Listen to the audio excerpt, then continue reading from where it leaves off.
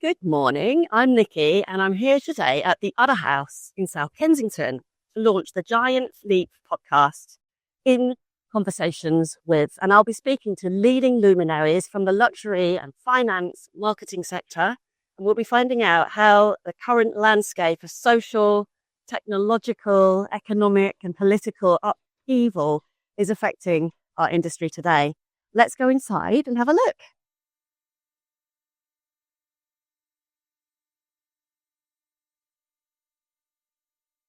I'm Naomi Heaton. I'm Chief Executive, founder and co-owner of a new hospitality brand, The Other House. I'm currently in The Other House, South Kensington, and we provide apartment-style living combined with hotel service, fantastic local facilities, and a private members club. We are creating a completely hybrid living experience for all our residents, disrupting the hospitality market. Hello and welcome to this Giant Leap podcast in conversations with. And I'm Nikki McMorrow and I'm here with the wonderful dynamo that is Naomi Heaton, and we're at The Other House. I will leave it to Naomi to explain what The Other House is. Naomi, would you like to introduce yourself? I'm Naomi Heaton. I'm founder, chief executive and co-owner of The Other House. And The Other House is a completely disruptive new concept, which combines the best of hotels with the best of residential living. And you can stay here for a night, a week, a month or a year. It's your other house for as long as you want to be here. And there are lots and lots of aspects to it, which I'm sure we will discuss. But essentially, you can stay here for a night or a year, and you can live your entire life out there if you wish to. Wow, okay. And I'm sure there are people who do. There are people who've come and pretty much not left. And we opened in 22 and we were fully open by 23. And we've had people here for 2 years. And some don't go over the portal because we're a wonderful combination of club flats, club apartments where you can live. It's a studio style or one bedroom apartments. We have wonderful public areas, the bistro and bar, and we have a fantastic private members club. So literally you have your private space, your public space, your personal space. So all life can happen here, and it certainly does. So for those people who stay forever, it's not the other house, it's just the house. But yes, but the thing is, the people that come and stay here are probably from abroad, so they could be being relocated here for a year, or you could be the child of a very high net worth family studying over here. It's a secure environment, it's a serviced environment, and so forth. So it is still their other house in a way, even though they may be here for a year or two. Yeah. But we cater for people who have, for example, moved out to the country during COVID in the race for space and now find it the commute's too long, so they come here for a day or two a week. We have already had one of our residents has done their 60th visit. We will have half of the people staying here will be people who are normal hotel users, and then the other half will be spending any time from 2 weeks to 2 years with us. So it's a complete mix, and it is completely disruptive because this fusion of hotel, service department, long stay residential living just has never existed. All these sectors have kind of moved along their original paths. They never thought about, well, what does the consumer want now? And what the consumer wants now is different from maybe what they wanted 20 or 30 years ago. Amazing. So everything has come together to enable the other house to exist. Let's talk about your background as well. What brought you to this point where you had this idea? What other industries have you worked in? Kind of, what's your backstory that brought all of this together? Well, it's been quite a long story, a long and varied story, because my background was in advertising. So when I graduated from university, I was attracted by the bright lights of London, and I thought advertising would be a kind of fun career to get into. And I started as a graduate trainee at a global agency, Leo Burnett, and I then moved on to become a board director of the eponymous Saatchi and Saatchi, and then another agency called Young Rubicam. And at that time, I advised a number of global brands such as Heinz and Kellogg and Cadbury, Johnny Walker, Gillette, you name it, in terms of their strategic planning and execution for ads. And of course, it was really the heyday of advertising, and it was fantastically good fun. But what it taught me, and I've really brought all my lessons from my time in advertising, was the fact that advertising is all about understanding the consumer, understanding what they want, and delivering it to them in a way that they relate to, having brand values, and having brand values that they continue to trust. Because if you are a brand and you let them down, they're not going to continue to use you. So it was all about understanding and seeing what people wanted. And that was just an enormous asset to everything else I've done in my life. So that's really where I began. But whilst I was in advertising and actually extremely young, I couldn't understand why people would rent. This is kind of ironic now because of what I'm doing, what I did do, but I wanted to buy. And I literally scraped together from every which way the deposit, and I bought a garden flat, aka basement flat in Camden Town. And it was unmodernized, and I had great fun doing it up and interior designing it. And I got the property bug. And I then started, whilst I was in advertising, at a time probably when it was easier to raise money and you could take the bank manager out to lunch, I started buying and doing up and selling. And finally, I decided that's actually where my heart really lay. So I set up a development company. And once I'd set up that development company, I realized what I was doing, which was finding the best investments, optimizing it through reorganization and redesign and interior design, was something that particularly foreign investors needed, kind of busy, smart delegators who wanted to invest in prime central London. And the patch that I always have worked in is prime central London. So that's the City of Westminster and the Royal Borough of Kensington, Chelsea. That there were all these people out there who didn't know how to identify a property, didn't know whether it was good value, didn't know how to do it up, and ultimately how did they rent it. So I realized what I was doing was actually relevant to other people. And I started up a company, LCP Private Office as it's now known, specifically to help high net worth investors invest in prime central London. And we were a buying agency, an acquisition agency. It literally did not exist then. You have estate agents who act for the seller, but you had no one who ever acted for the buyer. And so we were one of the first acquisition agencies, but also probably the only agency on the residential side that provided a complete one-stop service. And so there I started LCP. So again, that was seeing what people needed in the market, which wasn't currently being serviced.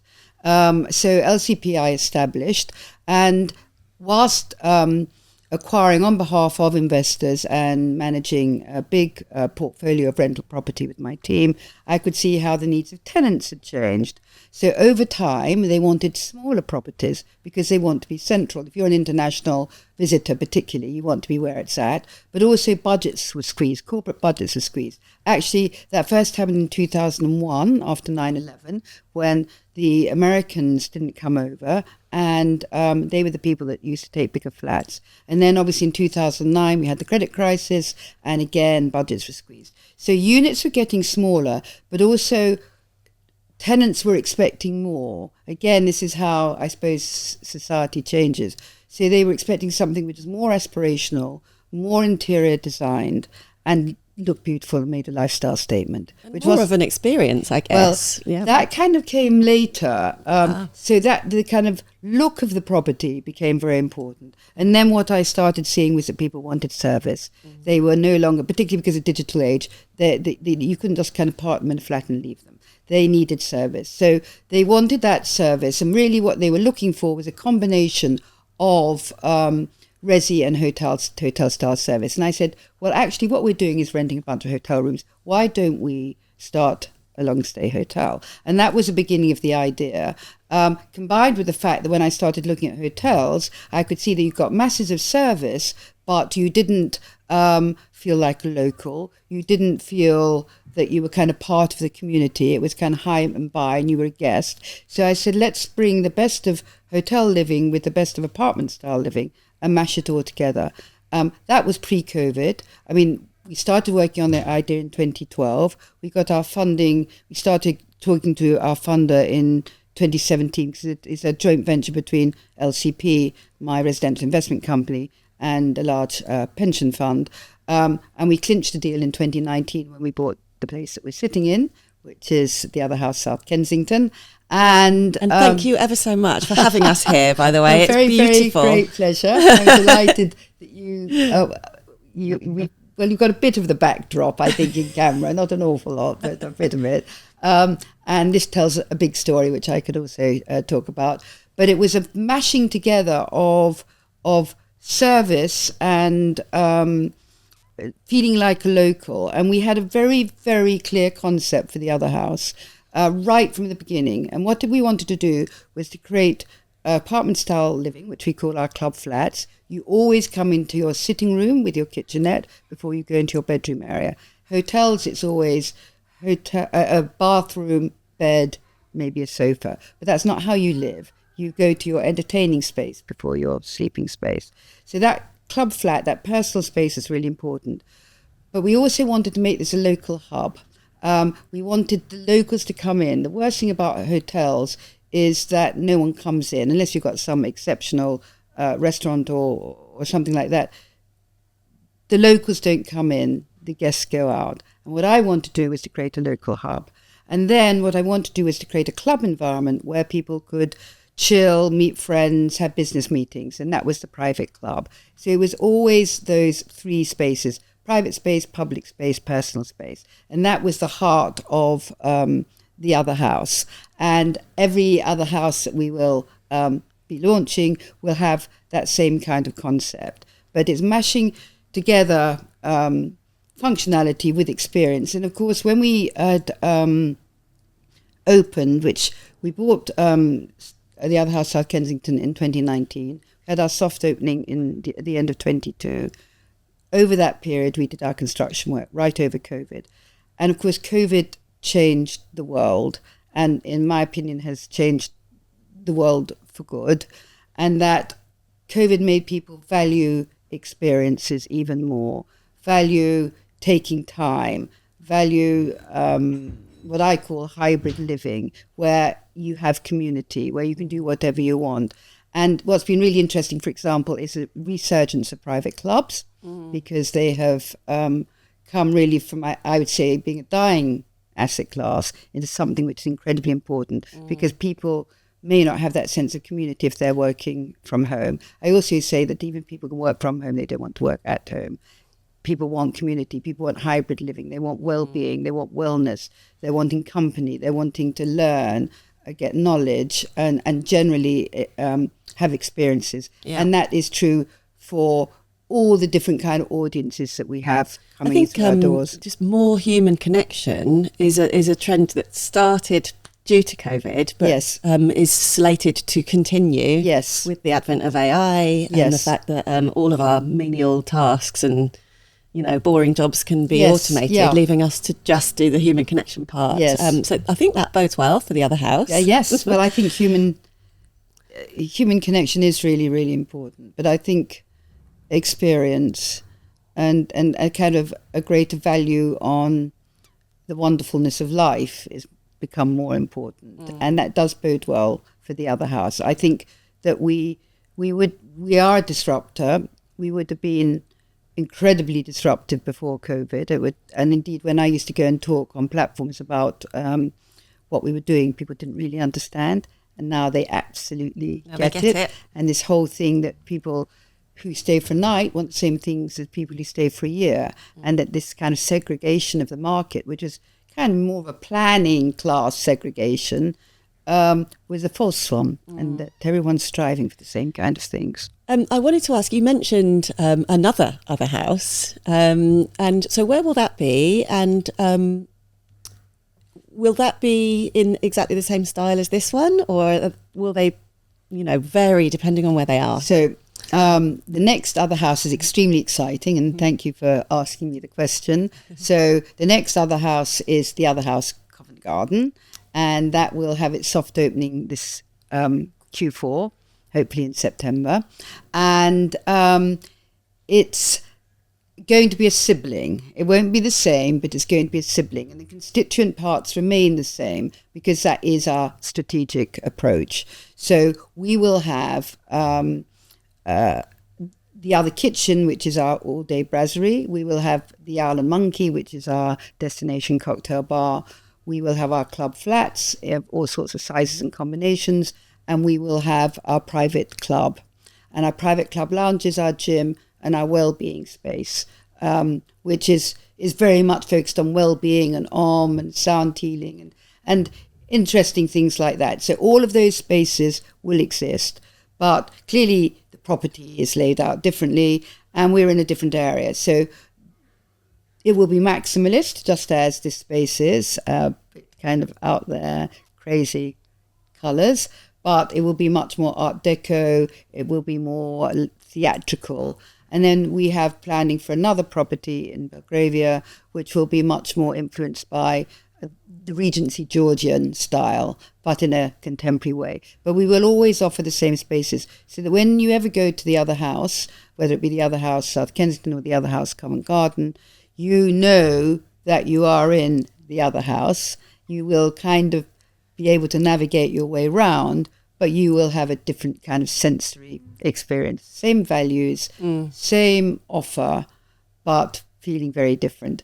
And we're terribly excited about Covent Garden because this has been an immense task, creating the other house. New brand, new concept, and new operation.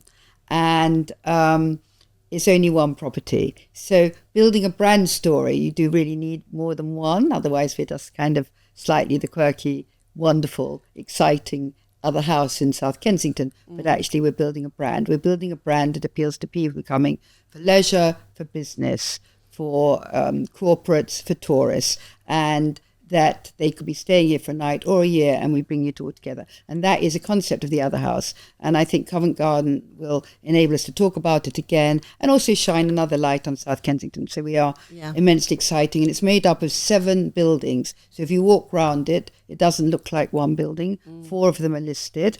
It's been a phenomenally difficult site to develop. And of course, the other thing is that we do everything very, very sustainably. So the way we build is as sustainable as we possibly can. And certainly we have a lot of accreditations, but we have building accreditation, which is called BREEAM. We have BREEAM Excellent here, which for a refurbished building is really, really tough to get. And the same for Covent Garden. So we really are looking at all our building practices to make sure that however the building runs, it is run in the most sustainable, greenest possible way. And because we are actually owner, developer and operator, we have a long-term interest in making that happen. It's wonderful. Like, it sounds wonderful, and it is wonderful. We're here, and what's really interesting about that maximalist style as well is that although there's lots going on, lots of textures, lots of things to look at, it's very kind of immersive, but it's not intrusive. You can still feel the quiet luxury kind of within it. You're absolutely You've right. still got headspace. Yes. And I think it probably appeals to, well, there's something for everyone here. Yes. It's to all the generations. Yes. You just have to look. Yes. Yes.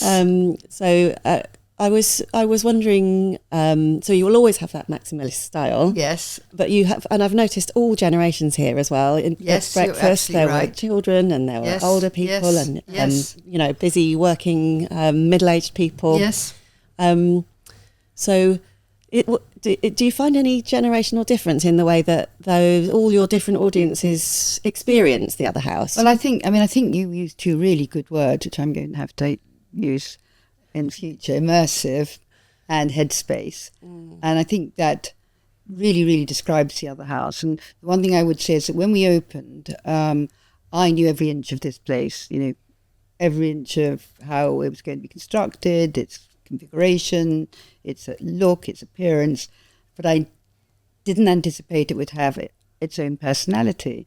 And the moment the doors opened, which was, I can tell you, a terrifying moment. Oh, we want to know about the terrifying moment. Well, just after all these years of work, it suddenly was going to happen. And the first residents walked in.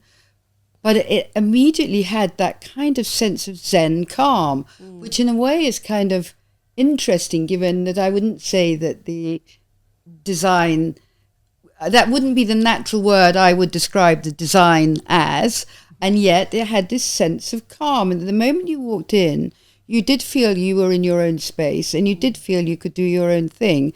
And in terms of your question about generations, what's really interesting is that the age split between the under 40s and the 40s to 65s is almost exactly equal. And that is because I think we wanted to appeal to a type of person. We never, when we were describing, who it is or what the people were that were here or going to come here, age never ever came into it. It was not even a consideration. This is to do with people who know where they want to be, know who they want to be, that are all on journeys of one sort or another, and they all know where they want to get to, and they want to be, of course, at the other house. But they're all there making a difference and making an impact. And obviously, one of the tales I love to tell is the name of the Owl and the Monkey. So the Owl and Monkey Bar. I just have to say, yes, I had a long chat last night with the barman about all the different cocktails as well. Oh, and I'm good, so yes. pleased to see lots of pineapple and kind of like island flavours in there as well. Yes, it's a fantastic cocktail bar with really fantastic combinations and originalities and twists on Old Faithfuls. And that is really important as the offer that we're delivering. But the Owl and Monkey was called such because we saw the kind of people that come and stay with us, who will want to stay with us, are people who care about the planet, they care about making a difference, they care about social and environmental change and impact, so they're wise as owls, but they are always looking for new and different experiences and different places to go. So they're curious as monkeys. And the Owl and Monkey is so called because of the Owl and Monkey. And the club, our private members club, is for the wise and the curious. Because that's how we see people who want to make a difference, people who also want to contribute. And of course, that is absolutely multi-generational. I mean, it's not just the young people. They may have new ideas, they may be innovative in a different kind of way, but of course the wisdom and the knowledge of our older members and residents has an equal contribution. So it's completely intergenerational, and there really isn't a difference, and we are not trying to target an age, we're targeting a type of person. What's one quite interesting way to look at that as well is the prevalence of books everywhere. Oh, yes. And yes. Your open book policy, so every room has a Yes, book that's open right. on a page. But for the older generation, of course, that's nostalgic, and do you Yes. remember when everything was all tactile and books? Yes, And for yes. the younger generation, it's such a curiosity. Yeah, well, So yes. what are these books? Yes, yeah, well, you're probably right. But they're great, those books, because you'll see it was someone's school prize in 1906, or it was from Granny to whatever. They all tell stories, and actually we have an Ex Libris sticker in those books, which is an Owl and Monkey sticker because it's for the wise and the curious. And so it all kind of fits in. But also, of course, these books and a lot of the bits and pieces that we have here are all recycled and upcycled. And our art, which you may have noticed, is all distressed. And the brief for our art was that we had to have nice picture frames, but the art was not relevant. And these are very amateurish Victorian paintings with nice frames, which we have then done some crazy contemporary things to and upcycled. So we're upcycling our books, we're upcycling our art, and all those things that we can reuse or twist into another more contemporary look is part of what we're all about. obviously we're here in the UK, but do you have a fairly international client base? We do. We've obviously been open only for 2 years, so I would expect a UK bias. And the biggest segment of our residents are UK based, but that's really followed by Europe, the US, and then the Middle East and Australia. So those are our kind of main segments or nationalities that we get. So led by the UK, but as I say, US, Middle East and Europe are very important elements to us. But of course, different nationalities may have different stay requirements. So obviously on the transient side, we may get more UK guests, but obviously for the medium and the long stays, it's likely to be other nationalities. Well, something really interesting about how you've managed to be ahead of the curve all through your career and disrupt, but also perhaps a bit of luck where like things have happened in the world that have played to your advantage. And I'm now thinking all these Americans, some of my other clients, you know, it's all about migration and relocation, and you know, they're half of America is kind of considering leaving. There's been like studies and surveys, and the word is that those people want to come, stay for a long time while they figure out where to actually live. Yes. And then the other house is perfectly positioned for Absolutely. that. I think there obviously is this tide of interest from Americans, and it's a big theme in the market, not only in the hospitality market, but obviously with my other company, which is a residential investment company, there's a theme with the Americans looking at property over here. Having said that, of course, the taxation on foreign buyers is extremely punitive, and obviously stamp duty's gone up hugely, up to 12%. There are then second home taxes, and there are foreign buyers taxes. So it becomes an expensive mission to acquire property, and obviously there's going to be a big change in the rules for non-doms. So whilst people will be thinking about it, and there is certainly an increased appetite, I think there will be a lot of considerations to take into account. But that, in a funny kind of way, plays into the hands of the other house, because I feel that many people, particularly the wealthy, who probably live in many different countries anyway, who really are global citizens, they don't necessarily need to buy, or buying is not necessarily the way forward. Whereas before, it was a kind of natural decision to acquire property, and I think probably globally far less tax punitively, and not just in the UK, but in other countries too. Now, I think there's more of a sense of, well, we'd like to have a base, but we don't necessarily need to buy that base. And I think that very much falls into where the other house is, and certainly the fact that people can stay here for months if they want to, or they can just pop in and out, whatever they want to do, is a real bonus for the other house. And I think that kind of sense of having a much more a lifestyle where you are more transitory in different countries, and you have a foot in different camps, but you don't actually necessarily acquire something. And of course, owning property can be a hassle and a worry and a challenge, and it needs to be maintained when you're not there. And here you have all the comforts at home. It feels like being at home, because we make everything feel as though it's always been the way you're used to it being. That there is going to be an enormous shift to this kind of global citizen, a foot in different countries, but not actually necessarily making a commitment to a particular country. Yeah.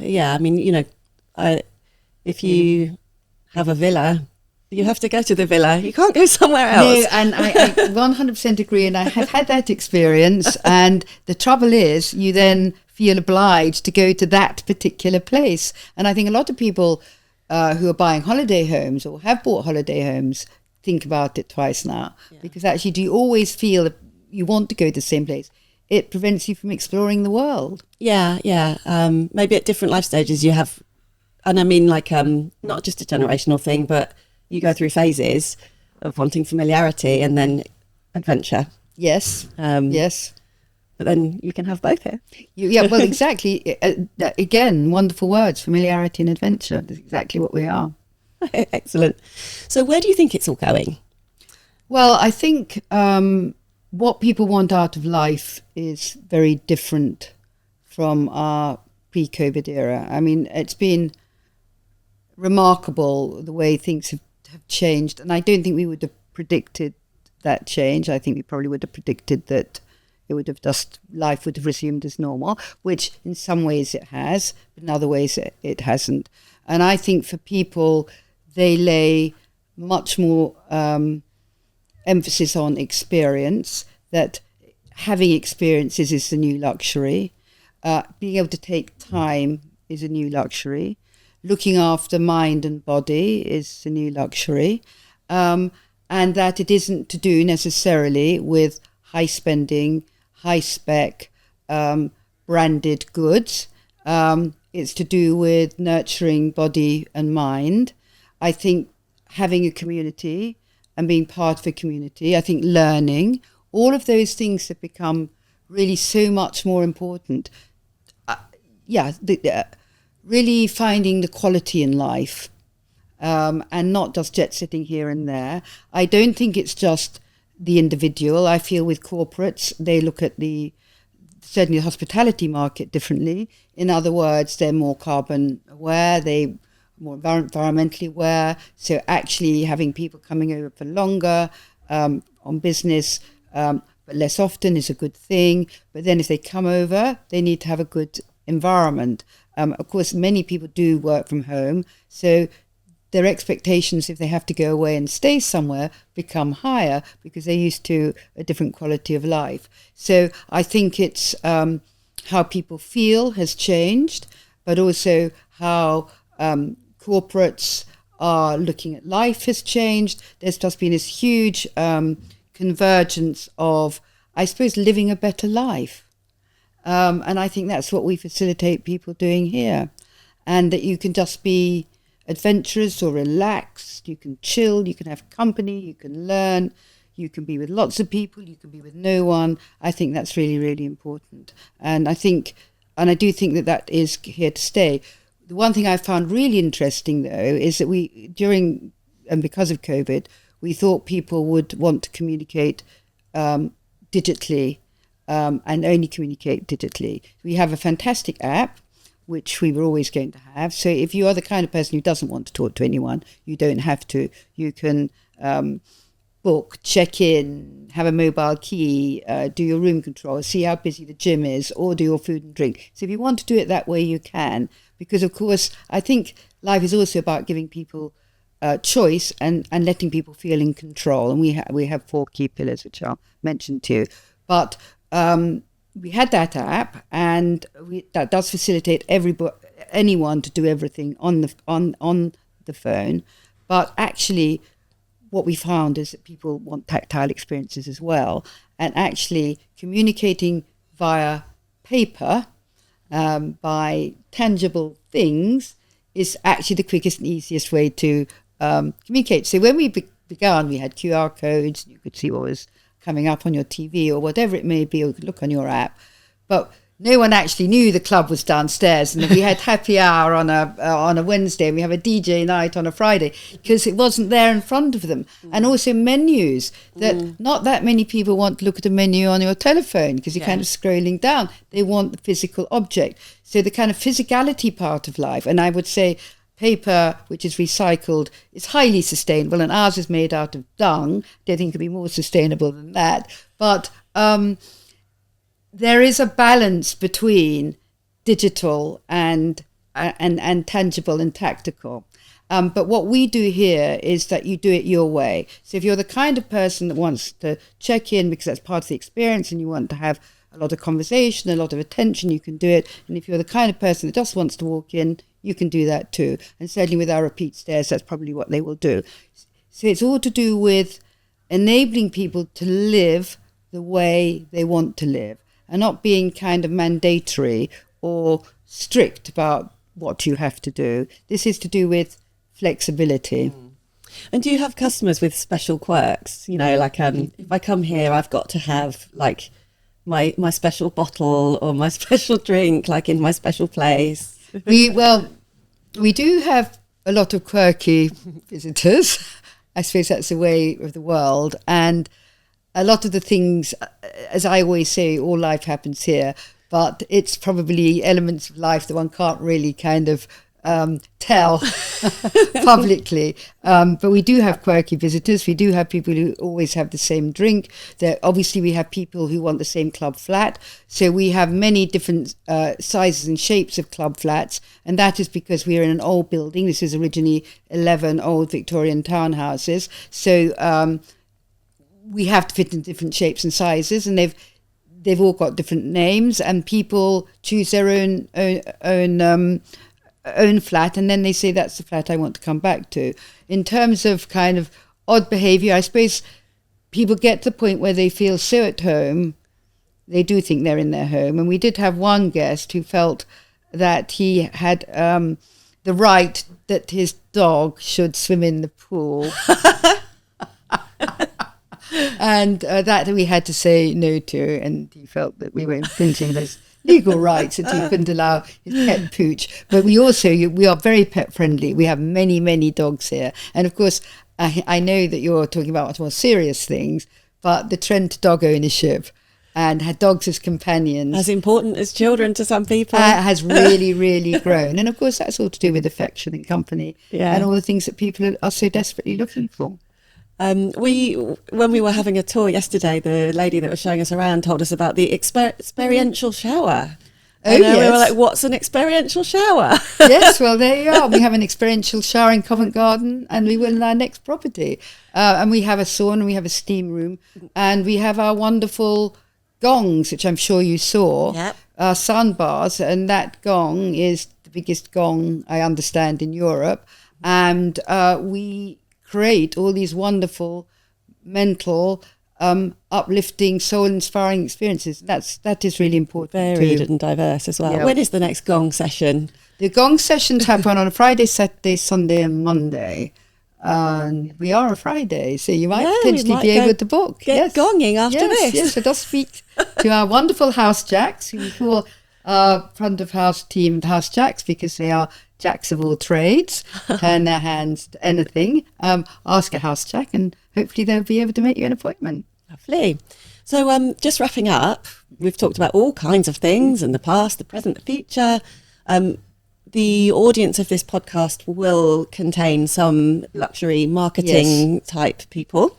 What would you leave them with as a parting thought about the audience and how to cater to that audience as life progresses? You need to constantly be vigilant and look at your consumer. Consumer tastes and trends have changed. They probably changed more rapidly over the last few years than we've probably seen in decades. And obviously with AI and with digital comms and all of that, of course, even quicker, because we're in a worldwide community. The most important thing is to understand what your consumer wants, understand that tastes will change, so don't get stuck in a rut, don't get complacent, and make sure that you're delivering to them what they want, and that you are communicating to them in a way that they relate to. And ultimately, you've got to be dependable, because if you don't have that trust from your consumer, you will lose them. So I think it's all to do with the importance of brand and brand relations, brand loyalty and brand comms, whatever your luxury product may be. If the consumer isn't first, you won't continue to succeed. That's a great parting thought, and really brings home as well the importance of communication in any industry. You're living proof. From advertising to property development and hospitality, and very successful too. So thank you ever so much for joining us. Well, what a great pleasure and fantastic. absolutely interesting questions. Lovely to meet you. Thanks for having us. Thank you.